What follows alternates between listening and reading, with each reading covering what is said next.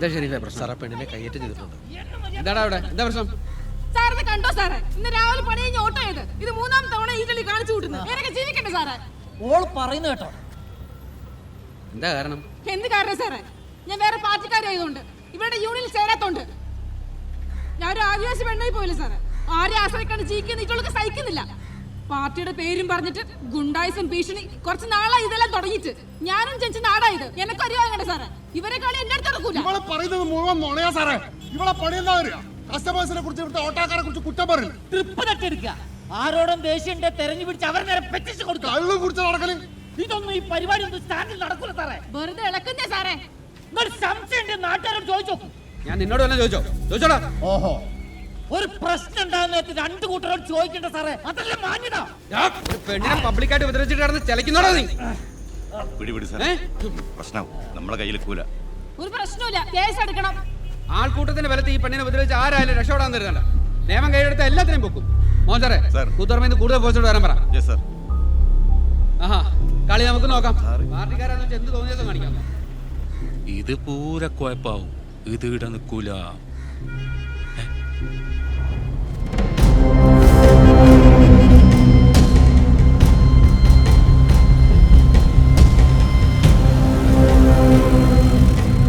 പാടച്ചോനെ തീരുമാനായി.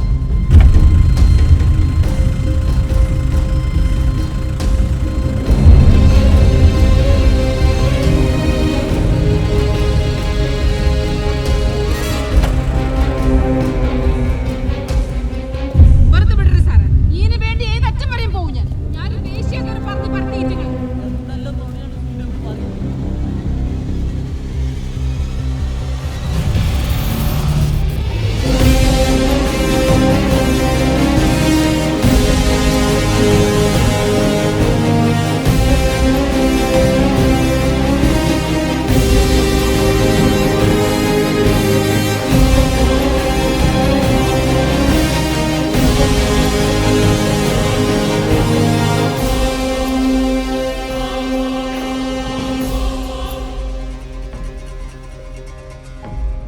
എന്താ മോഹന,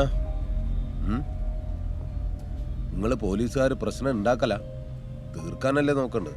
സാറിവിടുത്തെ ഇഷ്യൂ കണ്ടല്ലോ. ഈ പെണ്ണിന്റെ ഇവരെല്ലാവരും ഇത് ഓട്ടോക്കാര് തമ്മിലുണ്ടായ പ്രശ്നമായിട്ട് അങ്ങ് വിട്ടാ മതി, കേസൊന്നും വേണ്ട. അതല്ല സാർ, ഇതുവർക്ക് പരാതിയുള്ള സ്ഥിതിക്ക് അതിനിവിടെ ആർക്കും പരാതിയില്ലല്ലോ. എനിക്ക് പരാതി ഉണ്ടാ? ഇല്ല.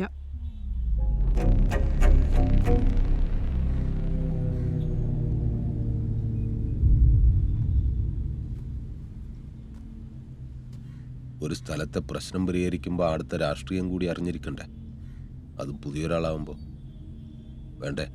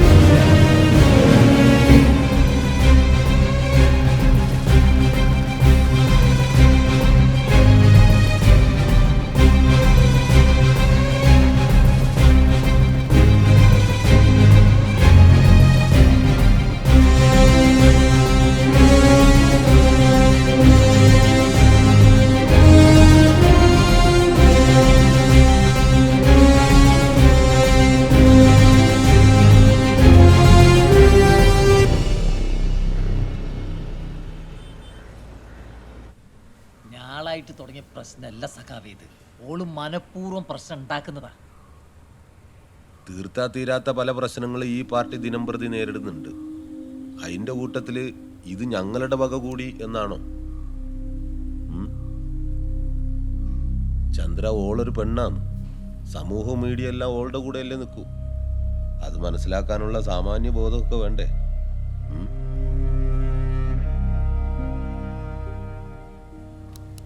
ആളും മൈതാനവും മയക്കും വെച്ചല്ല ഒരു പ്രശ്നം തീർക്കേണ്ടത്. അതിന് അതിൻ്റെതായിട്ടുള്ള രീതികളുണ്ട്.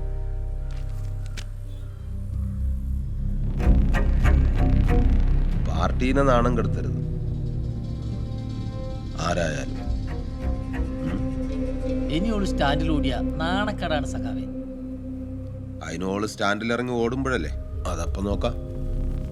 അപ്പൊ ഈ വിഷയം നമ്മൾ ഈടെ വെച്ച് അവസാനിപ്പിച്ചു. എന്നാ ചെല്ല്, പണികളേണ്ട. എന്നാ ശരി മാഷേ.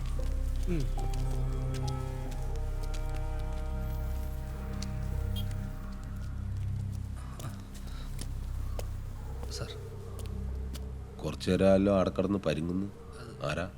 സഖാവേ, അത് നിങ്ങളെ പുതിയ ഗൺമാനാന്ന് ഇന്നലെ വന്നിനേനു.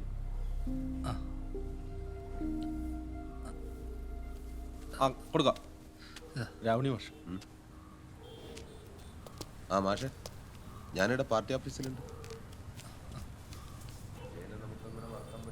പുതിയ ഗൺമാനാ? അതെ. ബാബാ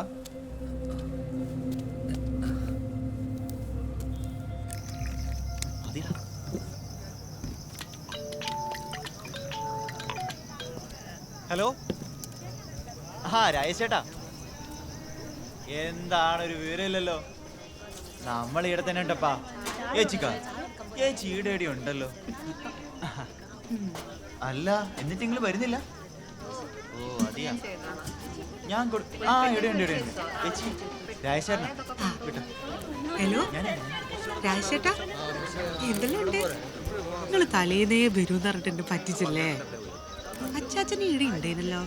രാമയുടെ അച്ചാച്ചന് കൊടുത്തു. അമ്മ കണ്ടില്ലല്ലോ മോളെ. ഒരു മിനിറ്റ്.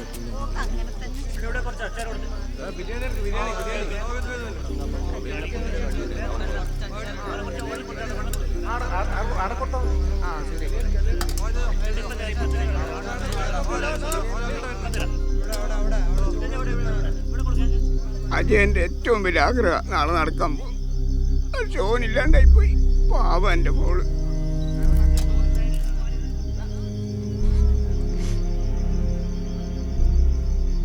എൻ്റെ മോൻ മരിച്ചത് പാർട്ടിക്ക് വേണ്ടിയാ. പക്ഷെ പാർട്ടിക്കാരും തിരിഞ്ഞു നോക്കില്ല.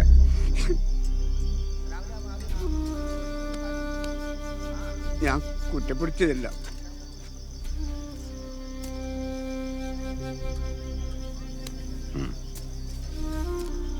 ഇതിനെങ്ങനെയാ ഞാൻ നന്ദി പറയണ്ടേ? ഞാനല്ല, പാർട്ടിയാ തരുന്നത്. അങ്ങനെ കാണാവൂ. എന്നാ ഞാൻ ഇറങ്ങുന്നു.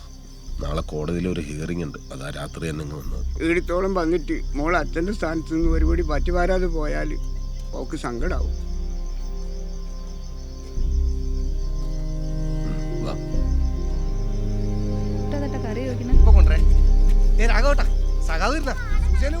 എല്ലാരും വാ വാ വാ.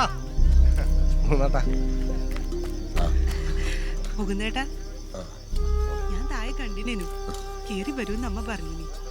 സുജക്ക് സന്തോഷായി. ഇതല്ല സതീശ, മാലയിട്ടാ. അടുത്ത മാസം പോണം. സൈഷ എന്നാ വിളമ്പിക്കോ. എടുക്കാം. ബിരിയാണിയാ, ഞാൻ കഴിക്കൂലല്ലോ. അറിയപ്പാ, നാളെ ചോറല്ലേ. വാ.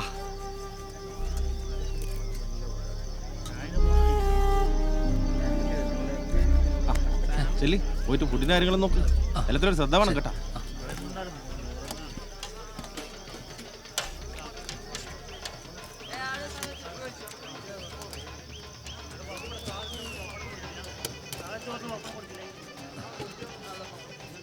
ഇതാണോ വിളമ്പുന്നത്? അതെ. നിങ്ങളാരേനും? ഞാൻ സഖാവിൻ്റെ പുതിയ ഗൺമാനാണ്. ഓ, ഇത് സേഫ് ആണല്ലോ അല്ലേ? അതെ. അത് പ്രൊട്ടക്ഷൻ. ഫുഡിൽ പോയിസൺ ഒന്നും ഇല്ലാന്ന് ചെക്ക് ചെയ്യണം. അത് ടെസ്റ്റ് ചെയ്യണമല്ലോ. നല്ല ബുദ്ധിയാന്നല്ല സാറേ.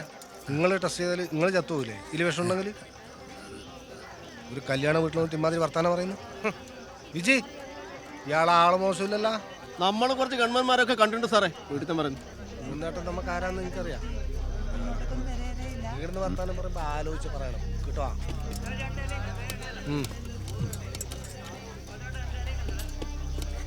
എന്റെ ഫിറോസ് ഏർന്ന് കിട്ടിയ ആളാ. ചെല്ലി വിളിക്കുന്നുണ്ട്. ചെല്ലടോ.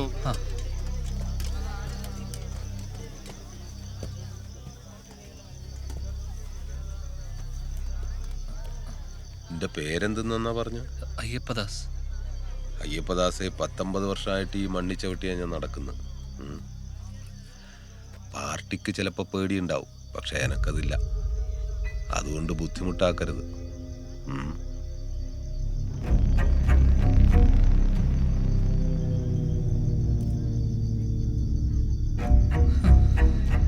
ആരാപ്പത്? സാറെന്താ അന്തം വിട്ടിക്കുന്നു? സാറ് വന്നേ, ഒരു കാര്യം പറയാണ്ട്. വാ സാറേ, ഒരത്യാവശ്യ കാര്യമാണ്. ഡ്യൂട്ടിയിലാണ്. ഓലക്കാണ് ഡ്യൂട്ടി. നിങ്ങൾക്ക് കാറ്റുണ്ടാ? അയാൾ ചോറയച്ച് വരുമ്പോഴത്തേക്കും 2 അടിച്ചിട്ട് പോയിക്കോ. അയാൾ നിങ്ങളോട് പറഞ്ഞല്ലേ ഞാൻ കേട്ടിന്. മുകുന്ദൻ ഒതിർക്കല്ലാത്ത ചെറ്റ. ആ ഓ മാത്രല്ല, ഓന്റെ പാർട്ടിക്കാരും. അല്ല, നിങ്ങള് എന്തെന്നാടെ വേറെ പാർട്ടിയാല് ഈടെ പ്രവർത്തന സ്വാതന്ത്ര്യം ഉണ്ട്. ജീവിക്കണ്ടേ? അതുകൊണ്ട് സഖാവെങ്കിൽ സഖാവ്. വയസ്സേ 36. പാനൂരുകാരനായിട്ട് പെണ്ണും കിട്ടുന്നില്ല. കുരിപ്പ്.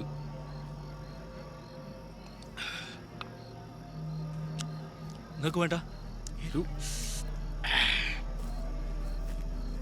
എന്റെ പൊന്നയ്യപ്പദാസേ, നിന്നോടുള്ള സ്നേഹം കൊണ്ടാ ഞാൻ പറയുന്നത്. കാര്യങ്ങളൊന്നും നീ വിചാരിക്കുന്ന പോലെയല്ല. ഇതെല്ലാം നേർച്ച കേസാ. ഏത് നിമിഷം തീരും. ഒരകലം പാലിച്ച് നടന്നു. കൊല്ലാൻ വരുന്നവൻ പോലീസാണോ ഗവൺമെന്റാണോ നോക്കൂല. ഏർന്ന് എപ്പോഴും എന്ത് സംഭവിക്കാം.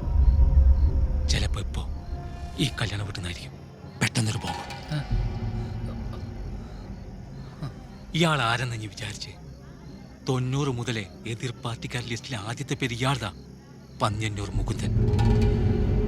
ഇതുവരെ ഇയാളൊരു ബുദ്ധി കേന്ദ്രനു, പക്ഷെ ഇപ്പം പെട്ട്. ഏത്? നീ പേപ്പറിലൊക്കെ വായിച്ചിട്ടുണ്ടാവും. വിനോദ് വധക്കേസ് 2-3 കൊല്ലം മുമ്പ് തെയ്യം നടക്കുമ്പോൾ തീർത്ത് കളഞ്ഞില്ലേ? അതിൽ 9ാം പ്രതി അയാൾ. അവരുടെ പാർട്ടിയുടെ ശക്തിയാണ് വിനോദ്. അപ്പൊ അവര് വെറുതെ വിടുമോ? നാളെ അതിന്റെ സാക്ഷി വിസ്താരം തുടങ്ങുന്ന. സൂക്ഷിച്ചോ.